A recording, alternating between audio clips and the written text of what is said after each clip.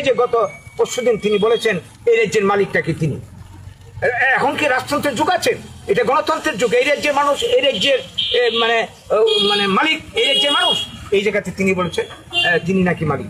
তো এটা একটা উস্কানি, উপজাতিদেরকে উস্কিয়ে বাঙালির বিরুদ্ধে আবারও তিনি একটা গণহত্যার পরিস্থিতি, 80 জনের পরিস্থিতি তৈরি করতে চান। যে তীব্রমতার সুপ্রিমো দীর্ঘদিন ধরে ত্রিপুরাতে গো ব্যাক বাংলাদেশি স্লোগান দিয়ে তিনি যে আন্দোলনটা করে যাচ্ছেন, তার জাতির জন্য তিনি যা খুশি দাবি করতে পারেন, কিন্তু এই দাবি যদি বাঙালিদের এর যে বৃহত্তম জনগোষ্ঠী সদ্মানস হয়, আমাদের প্রতিবাদ করতে হবে। আমরা প্রতিবাদ করছি। তিনি এই বরাবর একটার পর একটা প্রথম ডেটারটি পেলেন, এরপর তিনি কি বলবো ইন্টারলুকেটর নিয়োগ করে সংবিধানের বিভিন্ন সুবিধা সুযোগ ট্রাইবেলের জন্য আদায় করবেন চিন্তা করে ত্রিপাক্ষিক চুক্তি হলো গত বছর লোকসভা নির্বাচনের আগে। এই চুক্তিকে কার্যকরী করার জন্য দিল্লি দৌড়ঝাঁপ করছেন। আমরা জানি চুক্তির মধ্যে অনেক কিছু রয়েছে। এর মধ্যে যে জিনিসটা সংবিধান বিরোধী, এই ত্রিপুরার বিধানসভার আসন ট্রাইবেলের জন্য এখন আছে 20টা, এইটাকে তিনি আরো 5টা বাড়িয়ে 25 করতে চান। তারা দাবি করছে এখানে যাতে কোনো মতে সিএ লাগু না হয়, এবং কি বলবো সিপিএম পার্টিও দাবি করছে এখানে যাতে সিএ লাগানো হয়। তাহলে কি হবে? এনআরসি হবে। এনআরসি যাতে দ্রুত কার্যকরী করে বাঙালিকে বিদেশি বানানো যায়, ডিটেনশন ক্যাম্পে ঠেলে পাঠানো যায়, তার জন্য তারা আন্দোলন করছেন, দিল্লি থেকে দরবার করছেন।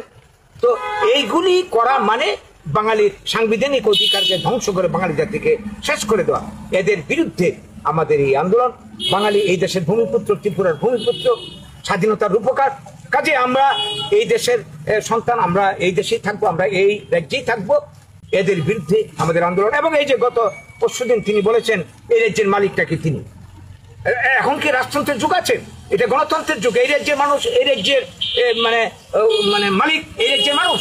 এই জায়গাতে তিনি বলেছেন তিনি নাকি মালিক। তো এটা একটা উস্কানি, উপজাতিদেরকে উস্কিয়ে বাঙালির বিরুদ্ধে আবারও তিনি একটা গণহত্যার পরিস্থিতি, 80 জনের পরিস্থিতি তৈরি করতে চান। এই সমস্ত বিরুদ্ধে আমাদের আজকের এই বিক্ষোভ এবং আমাদের এই কথাগুলি আজকে আপনাদের মাধ্যমে, আমাদের বক্তব্যের মাধ্যমে জনসাধারণকে সচেতন করছি। ত্রিপুরাতে 80 জনের গণহত্যার পরিবেশ তৈরি হলে ক্ষতিগ্রস্ত আমরা সবাই হব। তো এটা যাতে না হয় এবং সরকার যাতে উপযুক্ত পদক্ষেপ গ্রহণ করে।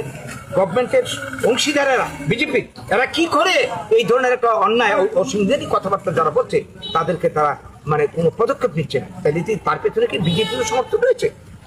এই যদি চলে তাহলে তো আমাদের ভবিষ্যৎ অন্ধকার। তাই আমাদেরকে সজাগ হতে হবে, সতর্ক হতে হবে। এই সতর্ক বার্তা দিতে আজকে আমরা এখানে এসেছি। সেই সঙ্গে আমাদের আজকে একটা যোগদান সভা ছিল। এই যোগদান সভাতে যারা এসেছে তাদেরকে আমরা বরণ করব, এর জন্য আমাদের আজকে আসা। এই দুই উদ্দেশ্যে আজকে আমরা এখানে এসেছি।